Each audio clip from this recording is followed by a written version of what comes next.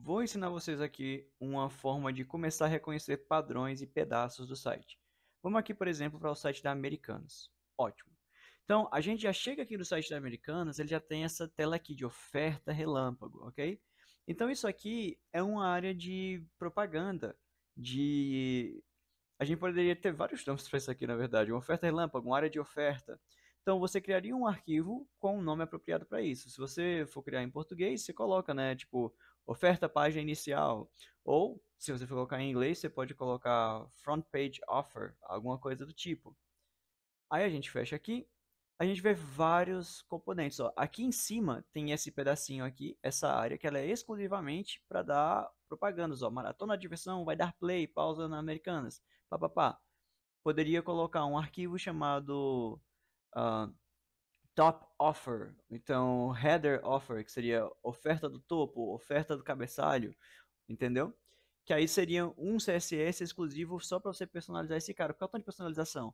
É uma barra branca larga. Você vê que a fonte é maior do que o restante da fonte, do que o restante das outras fontes. Você vê que tem uma colorização aqui, tem um pontinho aqui, depois muda a cor, depois muda a cor e a grossura, depois muda a grossura do número, mas volta a grossura do porcento, depois aumenta a grossura da fonte, depois tem essa outra bolinha, depois tem o quero aqui, depois tem um sinal aqui pro lado e ainda é clicável. Ó. Eu clico, ele me leva para outro lugar.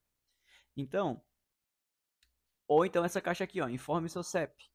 É outro componente. Olha o tanto de coisa que acontece. Eu boto a setinha informe seu CEP, a tela fica escura, aparece aqui em negrito, tem um espaço daqui para cá, aí tem uma fonte mais fina, tem outra fonte aqui para a gente digitar, tem um link aqui para buscar o nosso CEP, tem ainda um botão para confirmar com efeito visual quando eu passo a setinha em cima do OK, muda um pouco o visual do CEP.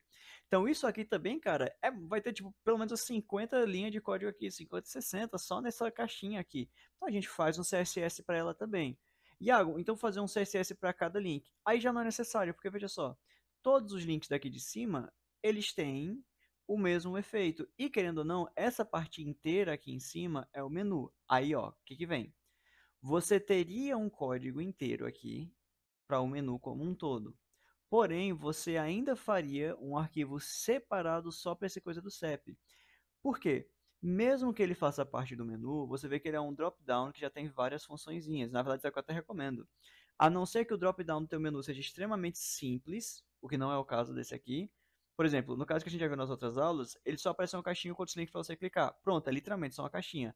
Aqui aparece uma caixinha, tem escurecimento de tela. Além de escurecimento de tela, tem questões de links e efeitos sobre efeitos. Então, seria legal você ter uma. Você poderia até fazer isso no próprio menu, se você quiser, tipo no próprio arquivo menu.css. Eu, pessoalmente, recomendaria fazer ele num arquivo tipo cep dropdown, só para ficar bem isoladinho lá. Entendeu? Para caso eu tenha qualquer probleminha com ele aqui, eu mexer somente nele. Porque mesmo que depois de pronto ele seja simples, esse é o tipo de parte do código que é irritante. É irritante de você mexer quando tem muito código ao redor, especialmente quando você é novato. Por causa que tipo, eita, eu tenho que fazer a tela ficar preta, eu tenho que fazer o botão de, o coisa de CEP mudar de cor quando eu passo setinha e tal. Então isso pode ser um pouco frustrante para você no início. Eu recomendaria você isolar isso num arquivo só, um arquivo drop-down CEP, só para você não ficar confuso. Eu recomendaria, na verdade, por enquanto são iniciantes e até como uma prática para o futuro, todos os drop-downs, que são essa, só para lembrar, tá? O drop-down é essa coisinha que você bota setinha e ela aparece depois. Todos os drop-downs que você fizerem serem feitos em um arquivo dedicado para aquele drop-down ou tem um arquivo só chamado dropdowns e aí você coloca vários dropdowns nele, ok? Mas fora o dropdown aqui e esse dropdown aqui e todos esses outros, ó, aí eu recomendo você fazer tipo um arquivo só para o menu, aí um arquivo chamado cep dropdown para esse aqui e um arquivo chamado menu link dropdown, que seria para esses aqui, ó. Pá, pá, pá, pá, porque você vê que eles têm o mesmo tamanho, ó. O drop-down tem o mesmo tamanho, só muda quais links aparecem, mas a caixinha é a mesma coisa, tem mesmo padrão, ó. Tem a caixinha aqui, tem uma propaganda, caixinha aqui, uma propaganda, caixinha aqui, uma propaganda, e às vezes até a mesma propaganda, né, pelo que eu tô vendo. Então, dessa forma, você teria um outro arquivo chamado menu link dropdown. Aí aqui, ó, a gente tem essa outra propaganda aqui, essa fitinha aqui, que você poderia fazer um arquivo para ela também. Agora, como ela é muito parecida com essa aqui, mas as cores são diferentes.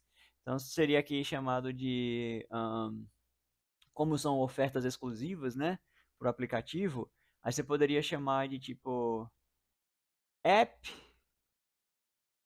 ad, que seria uma abreviação de Application Advertisement, ou, em português, propaganda do aplicativo. Porque isso aqui que isso é? É uma propaganda para tu baixar o aplicativo. Ó. Só no app você aproveita ofertas exclusivas. Baixe agora. Então você faria um arquivo para isso e botaria ele lá. Aí aqui, ó, os cookies. Lembra que a gente já sabe fazer essa caixinha de cookies, né, pessoal? Porque veja, é uma caixinha, ó, que eu rolo o site, ela tá flutuando aqui fixo. Então é só uma caixinha com position fixed e um botãozinho com o efeito hover, um outro botãozinho com o efeito hover e o xizinho para fechar. A gente ainda não está mexendo com o JavaScript esse primeiro mês, vamos focar só no HTML e CSS para vocês treinarem bem. Aí a partir do segundo mês a gente vai pegar pesadão no JavaScript e um pouco de HTML e CSS também, ok? Então, indo em frente. Aí, ó, a gente também tem essa outra parte aqui, maratona da diversão. Vai dar play, pausa nas americanas. Onde a gente encontra um dos componentes mais comuns que você encontra nos sites, certo? Chamado de slider, certo? O que é um slider? Por que ele tem esse nome? Slide quer dizer escorregar em inglês. E o nome dele é slider porque quando você passa as imagens, elas escorregam. Elas fazem um slide. Então, ó, eu vou clicando aqui e ele vai mudando de imagem. Então, pessoal, eu acho que eu nem preciso explicar para vocês que tem uma baita de uma lógica por trás disso aqui, né? Especialmente para a gente estar começando agora, né? É muito complicado fazer um slider. Tem alunos que sofreram um pouco para entender isso. Então, você também faria um arquivo CSS exclusivo chamado slider. E se você tiver mais de um slider, tá ligado? Por exemplo, aqui nos produtos também tem outro, ó. Um slider de produtos. Aí esse aqui, eu provavelmente chamaria ele de offer slider, que seria slider de ofertas, ou então big slider, large slider, que seria grande slider, slider largo. Talvez big slider ou até large slider poderia ser melhor, porque vai que você tem outro slider desse mesmo tamanho, não é para ofertas, é para alguma outra coisa. Entendeu? Então, ó, estou mostrando aqui para vocês vários componentes diferentes para os quais eu criaria um arquivo CSS. Estou ensinando vocês para reconhecer quando quebrar e quando não quebrar. Aí aqui, ó, a gente tem esses botõezinhos, ó. Você vê que quando eu boto a setinha aqui em cima, virou mãozinha. Quando eu boto a setinha aqui do lado, a mãozinha some. Então isso quer dizer que cada um desses caras aqui, tipo, isso aqui não é uma imagem, uma imagem só. Não. São várias caixinhas diferentes, talvez várias divs, talvez vários articles. Faria também um CSSzinho para eles. Chamaria eles provavelmente, deixa eu ver aqui. Porcento de desconto, baixo app, entrega rápida, leve, pague, ofertas da TV, oba, cupom. Então vê que eles estão falando de tudo um pouco. Eles estão falando de tudo um pouco. Então eu chamaria talvez ele de uh, function add buttons, alguma coisa assim. Tipo, então, propaganda de botões de função. Sacou? Porque cada um deles está fazendo uma propaganda de uma função que você tem, ó. Até 15% de desconto do Pix para baixar o aplicativo, entrega rápida, leve e pague, ofertas da TV, oba cupom, coisa do tipo. Então, eles não estão servindo para um propósito só, mas para vários propósitos, e por causa disso eu colocaria um nome mais generalista. Aqui novamente outra propaganda do aplicativo, certo? Uma propaganda um pouco menos focada, que nem a de cima aqui, né? Um pouco menos, assim, menos curta e direta, mas com QR Code. Então também, QR Code App, QR Code App Ad. Então, propaganda de aplicativo pelo QR Code, entendeu? É um nome cabível para a gente colocar por causa do tipo de elemento, tipo, ele é a propaganda do aplicativo e tem um QR Code. E aqui a gente chega num dos componentes mais comuns que vocês vão codar a sua vida toda, que é o bom e velho card. A gente chama de card porque é tipo uma carta. Eu não sei como é que tá o gama da sua tela, mas tem uma sombrinha aqui ao redor. A gente tem uma foto de um produto, o nome dele, o preço dele original e agora a porcentagem de desconto que ele tá e o preço aqui. A gente tem vários tipos de cards em todo tipo de site, cara. Por exemplo, aqui o da Kabum, ó. A Kabum também vai ter os cards dela aqui, ó. Parecido, já um pouco diferente. Então, aqui eles são os nomes menores, com no máximo duas linhas, ó. Já na Kabum, meu irmão, ele coloca o texto inteiro aqui, ó. 3 linhas de texto. Aqui eles colocam o preço do tamanho quase do preço original também, o preço de desconto. Mas aqui eles colocam bem pequenininho. Aqui eles não estão mostrando pra gente se divide ou não. Já na Kabum ele já mostra aqui, ó, à vista no Pix ou até 10 vezes de tarará, tarará, tarará. Então, existem tipos diferentes de card, certo? Também tem um componente que a gente vê que seria o componente postagem, né? Um post que a gente vê no Facebook e tudo mais. Então, por exemplo, aqui a gente tem, né, do BRDev no Reddit, um card também, isso aqui também é um card, certo? A gente também chama de cartão isso aqui. A gente tem o grupo onde foi postado, a gente tem aqui o título da pergunta que eles estão fazendo. Para quem não conhece, o Reddit é um monte de fórum, é um fórum gigante que tem todo tipo de assunto. E aqui o texto básico, né, da questão, as votagens que as pessoas deram, quem curtiu, quem descurtiu, quem comentou, quem deu algum prêmio porque achou que era uma pergunta muito legal, aqui para você compartilhar, aqui opções. Por aí vai, ó, várias coisas, várias coisas completamente diferentes, onde as pessoas estão perguntando um monte de coisa. Aí, ó, um cartão menor, um cartão maior com imagem, um cartão com vídeo, um monte de coisa do tipo memes, aqui pneus e tudo mais. Então, assim, todos seguem o mesmo padrão. Ó. É uma caixa com o nome em cima aqui, a foto em cima, a data de quando foi postada, o título e o pneu aqui. Aí você clicaria nele, né? Clicaria aqui no post. E ele te leva para uma área onde o post tem mais detalhes, você vê os comentários das pessoas e tudo mais, certo? Então, também são tipos comuns de elementos. Por que eu estou falando card e post? Só para deixar claro. Card é um componente, é o conceito que você tem. Post é a função que ele está fazendo. Então, esse aqui você até pode dizer, né, que esse produto foi postado. Isso aqui é uma postagem de venda.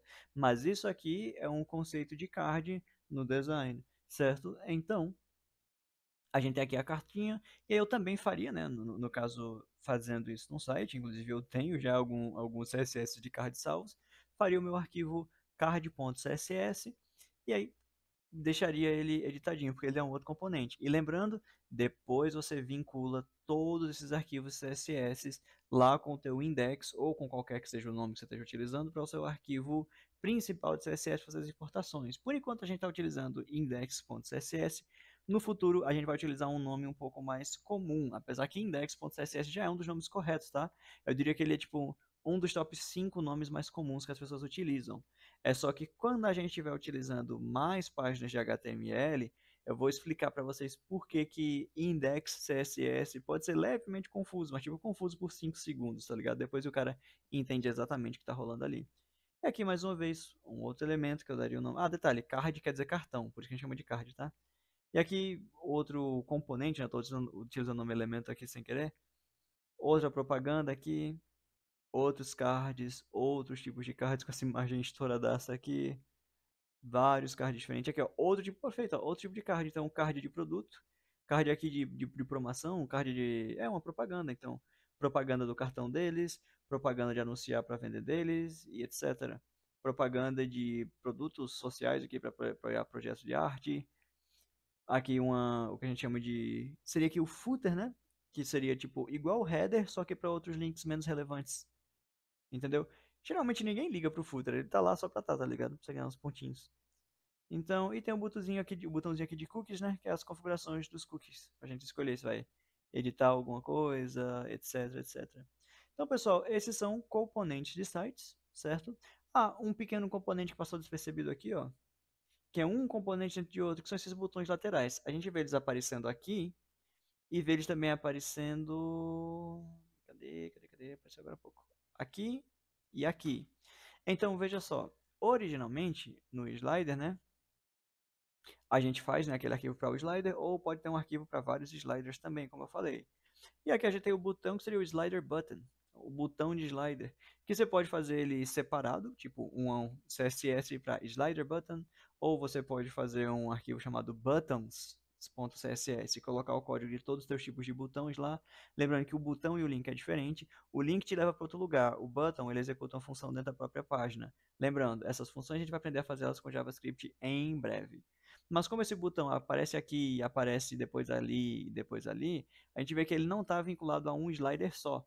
Então ele poderia estar dentro, se você tiver um arquivo geral chamado sliders, então poderia ter o slider button como uma classe lá dentro lá do arquivo sliders.css, ou se você quiser fazer uma classe só para eles também poderia como ele é só um botãozinho bem simples, tipo, ele só tem o botão normal, efeito hover, tá tipo 50 px de altura por 50 px de largura, com o maior que utilizando display flex para centralizar, uma cor padrão, a cor dele é branco, e aí quando eu boto a setinha, o hover muda somente a cor do plano de fundo dele e a cor da fonte. Então é um código simples, acho que 10 linhas no máximo o cara faz isso. Não sei se vale a pena fazer um arquivo só para ele, não. Eu realmente acho, como ele está conectado a todos os sliders, se você for ter uma.